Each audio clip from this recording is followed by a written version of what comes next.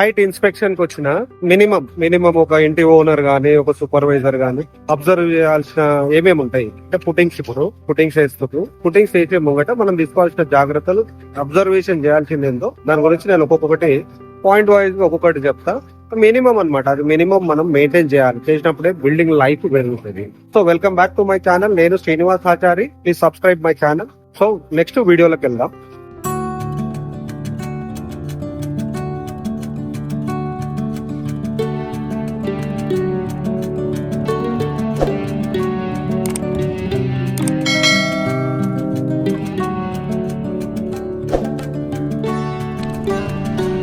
ఇక్కడ pit size చాలా ఎక్కువ, మనకు రిక్వైర్మెంట్ కన్నా ఎక్కువ తవ్విర్రు. అలాంటప్పుడు ఏం చేయాలంటే స్టీల్ తర్వాత ఒక 3 ఇంచెస్ కవరింగ్ పెట్టేసి ఆర్ 50 mm కవరింగ్ పెట్టేసి షట్టరింగ్ అయితే పెట్టాలి. దానివల్ల మెటీరియల్ సేవ్ అయిపోతుంది.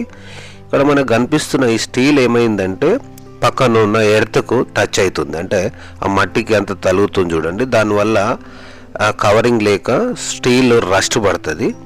దాంతోపాటు ఇక్కడ స్టిరప్స్ ఏవైతే రింగ్స్ ఉన్నాయి చూడండి, ఆల్టర్నేట్ కట్టిరు ఒకదాని తర్వాత ఒకటి, డబల్ రింగ్స్ అట్లా కాదు, అన్నిటి కట్టాలి. రింగ్ ఉక్కున్నది చూడండి, ఈ పైన ఈ ఫోటోలో కనిపిస్తున్నట్టు ఉక్కు అట్లా ఉండాలన్నమాట. ఇక్కడ ప్లేన్గా ఉన్నది అట్లా ఉండొద్దు.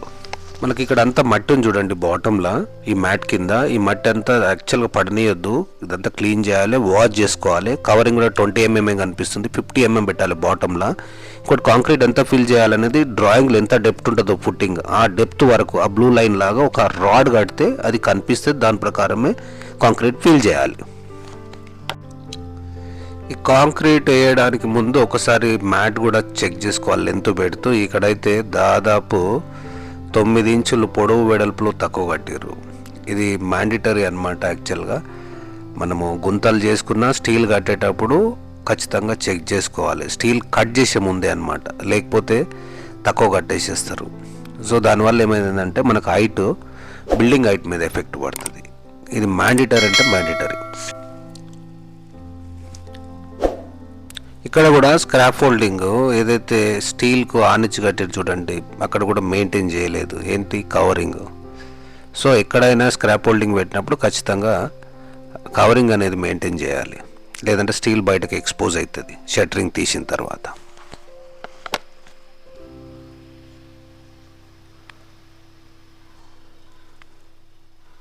ఇక్కడ కూడా కార్నర్ అంతా మట్టి ఫీల్ అయింది చూడండి, అట్లే కాంక్రీట్ వేయనియొద్దు, వేస్తే అదంతా రస్ట్ వస్తుంది, స్ట్రెంత్ ఉండదు. ఇదంతా చెక్ చేసుకోవాలి. యాక్చువల్గా ఏంటంటే చుట్టూ గ్యాప్ అనేది కొంచెం గంతులు తీసేటప్పుడు ఎక్కువ ఉండాలి, కవరింగ్ అనేది ఎక్కువ ఉండాలి. ఈ పుట్టింగ్స్ వేసే ముందే ఈ కాలాలకు అన్ని బల్లీలు పెట్టి సపోర్ట్ పెట్టారు కదా, ఈ గుండు కంటే ప్లంబాబ్ వేసుకోవాలన్నమాట, కరెక్ట్ స్ట్రేట్గా ఉందా లేదో వంకర లేకుండా. అదైతే ఖచ్చితంగా చూసుకోవాలి, లేదంటే కాలమ్స్ అనేది బెండ్ అవుతాయి అన్నమాట, అలైన్ తప్పిపోతాయి.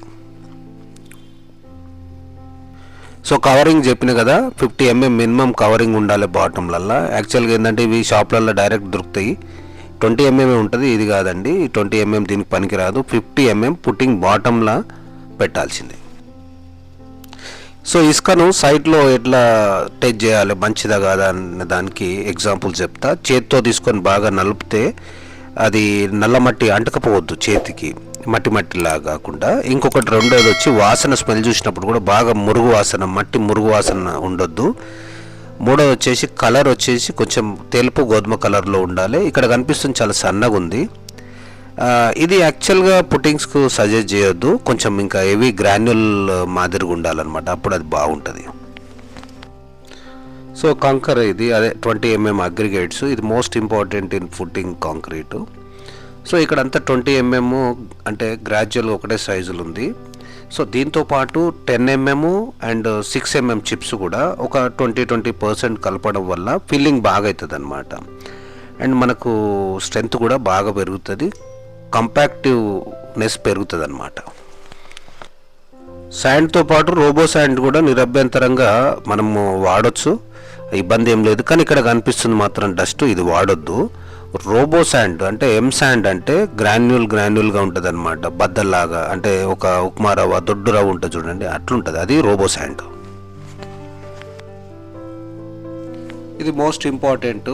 అంటే M20 M25 ఏ గ్రేడ్ ప్రకారం ఎంత రేషియోస్ ప్రకారం మెటీరియల్ వేయాలని మీ ఇంజనీర్తో మాట్లాడి ఒక సిమెంట్ ఎన్ని గంపలు అవుతుందో దానికి రేషియోగా కంకర ఎంత ఇసుక ఎంత ఖచ్చితంగా వేయాలి.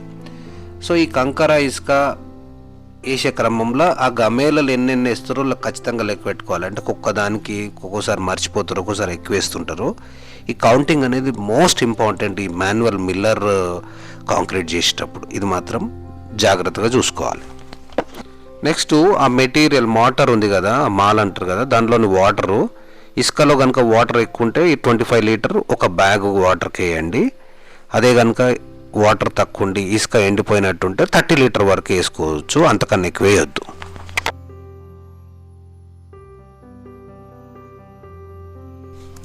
సో ఇది చివరి ఘట్టం అన్నమాట. సో కాంక్రీట్ ఫిల్ చేసేటప్పుడు ఒక 1 ఫీట్ తర్వాత వైబ్రేటర్, తర్వాత మళ్ళీ ఫుల్ అయిపోయిన తర్వాత 2 ఫీట్ అగర్ పుట్టింగ్ హైట్ ఉందనుకోండి వైబ్రేటర్ అట్లా లేయర్ లాగా పెట్టాలి. ఏదో పైన పెట్టి తీస్తుంటారో అట్లా కాదు, కొంచెం టైం ఇచ్చి మరీ పెట్టాలి. ఎందుకంటే వాటర్ డీవాటరింగ్ అవుతుంది, లోపల ఉన్న నీరంతా పైకి వస్తుంది, దానివల్ల కాంపాక్ట్ అనేది కాంక్రీట్కి పెరుగుతుంది. ఇది దాదాపు ఒక 20% 15-20% స్ట్రెంగ్త్ అనేది ఎక్కువ జనరేట్ అవుతుంది అనమాట. లోపల ఏమవుతుంది, వాటర్ అంతా ఉండిపోతే అది క్యూరింగ్ తర్వాత అంటే మెల్లిమెల్లిగా ఎండిపోయిన తర్వాత మైసూర్ పాక్ లాగా లోపలంతా పోరస్ అంటే హోల్స్ వస్తుంది. కాబట్టి ఖచ్చితంగా ఈ వాటర్ తీసేయడం వల్ల చాలా స్ట్రెంగ్త్ పెరుగుతుంది. ఆ తర్వాత టాపీ తోటి లేవల్గా చేయాలన్నమాట.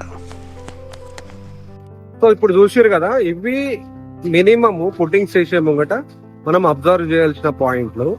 తప్పకుండా అబ్జర్వ్ చేయండి అండ్ సరి చేయండి వాటిని. ఎందుకంటే లైఫ్ బిల్డింగ్ ది 70 ఏళ్ళు ఉండాలి. మనం పెట్టే ప్రతి పైసా రిటర్న్ రావాలి అంటే దాదాపు మనం కట్టే బిల్డింగ్ 70 సంవత్సరాలు ఉంటేనే మనకు ఆ రిటర్న్ ఉంటది. లేకపోతే వేస్ట్. దానికన్నా బెటర్ రెంటల్ హౌస్ ఉండడమే. ఇంత ఇన్వెస్ట్ చేసినప్పుడు ఇలాంటి పాయింట్స్ అనేది చూసుకోవాలి. ఇంకా మీకు ఏదైనా డౌట్లు కానీ సందేహాలు ఉంటే మెసేజ్ బాక్స్ లో మెసేజ్ చేయండి, నేను తప్పకుండా రిప్లై చేస్తాను. మీ Srinivas Achari, architect and valuer. Thank you very much.